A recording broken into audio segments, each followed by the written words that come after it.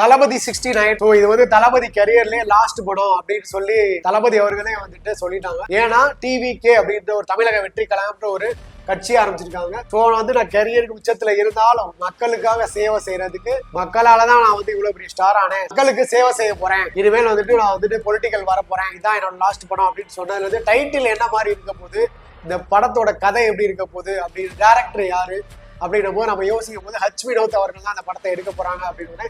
H Vinod அவர்களோட படம் எல்லாமே பாத்தீங்கன்னா கமர்ஷியலாவும் இருக்கும், அட் த சேம் டைம் வந்துட்டு சோசியல் மெசேஜ் வந்து உள்ள சொல்லியிருப்பாங்க. இந்த படமே சொல்லப்போனா என்ன சொல்றது, தளபதி அவர்களோட பொலிட்டிக்கல் கரியருக்கு வந்துட்டு இந்த படம் வந்து பயங்கரமா சப்போர்ட்டிவா இருக்கும் நான் நினைக்கிறேன். ஏன்னா அந்த படத்தோட டைட்டில் அப்படின்னு பார்த்தா ஜனநாயகன் அப்படின்னு சொல்றாங்க. ஜனநாயகன் அப்படின்னா பொலிட்டிக்கல் லீடர் அப்படின்னா மக்களுக்கு நேர்மையான மக்களை கஷ்டப்படுத்தாத விஷயங்களை முன்னிறுத்தி, அதாவது முன்னாடி நின்று பண்ணக்கூடிய ஒரு ஆள், மக்களுக்கான பீப்புள், மக்களுக்கான ஒரு நாயகன் அப்படி சொல்லலாம். சோ ஃபர்ஸ்ட் லுக் அப்படின்னு நம்ம வந்துட்டு பயங்கரமா எக்ஸ்பெக்டேஷனோட இருந்தோம்.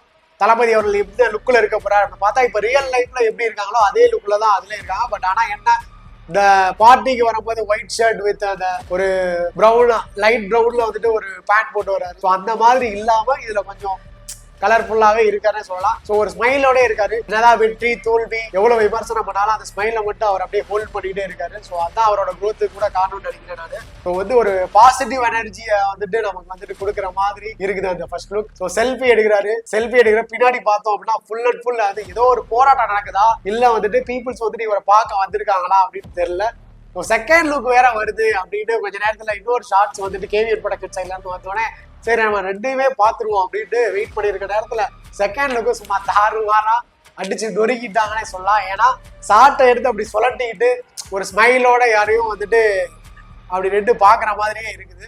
ஸோ வந்துட்டு இது எங்க இருந்து ரீக்ரியேட் பண்ண மாதிரி எனக்கு தோணுச்சு அப்படின்னா எம்ஜிஆர் அவர்களோட அந்த நான் ஆணையிட்டால் அது நடந்து விட்டால் இனி ஏழைகள் வேதனை படமாட்டார் அந்த மாதிரி ஒரு பாட்டு நம்ம எல்லாரும் கேட்டிருப்போம் கண்டிப்பா.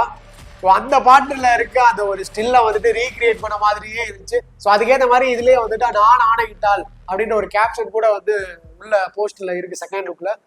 இந்த படத்தோட ஓவரால் சப்ஜெக்ட் எப்படி இருக்க போகுது அப்படின்னா மக்களுக்கான ஒரு இஷ்யூவை வந்து மக்களின் நாயகனா ஜனநாயகனா இருந்து வழிநடத்தி அதுக்கு வெற்றி காண்பார் அப்படின்ற மாதிரி தான் இருக்க போகுதுன்னு நான் நினைக்கிறேன். ஸோ இது எப்படியோ தளபதி அவர்களுக்கு அவரோட அடுத்து வரப்போற பொலிட்டிக்கல் கரியருக்கு வந்துட்டு பயங்கரமான ஒரு சப்போர்ட்டான சப்ஜெக்டா ஹச் வினோத் குக் பண்ணிருப்பான்னு நம்பலாம்.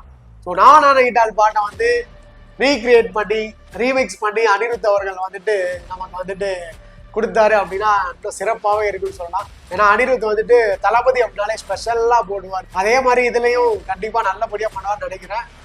ஸோ வெயிட் பண்ணி பார்க்கலாம். 2026 தான் வருது போல படம். ஸோ அக்டோபரா இல்லை 2026 தெரியல.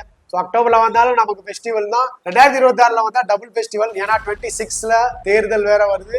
படம் வரும். படம் வந்தா அதோட இம்பாக்ட் எப்படி இருக்க போது தெரியல. படம் வருமா வராதா, ஏன்னா இது வந்து பொலிட்டிக்கல் சைட் அப்படின்றனால இதுக்கு வந்து நிறைய பிரச்சனைகள் வர்றதுக்கு வாய்ப்பு இருக்கு. ஸோ இந்த போஸ்டருக்கே வந்து இன்னும் 2-3 நாள் வந்துட்டு நிறைய பேர் கத்தலாம் கதறலாம் புலம்பலாம் உருளலாம்.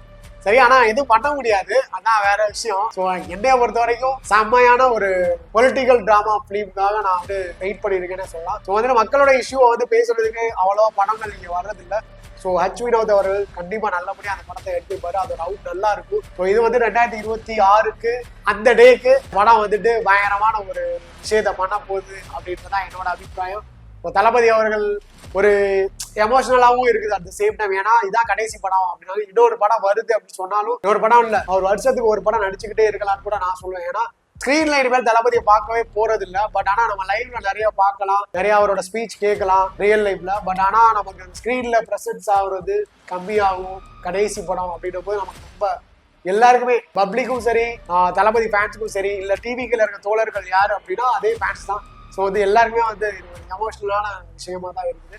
ஸோ வெயிட் பண்ணி பார்க்கலாம் படம் எப்படி வந்திருக்கு அப்படின்னு.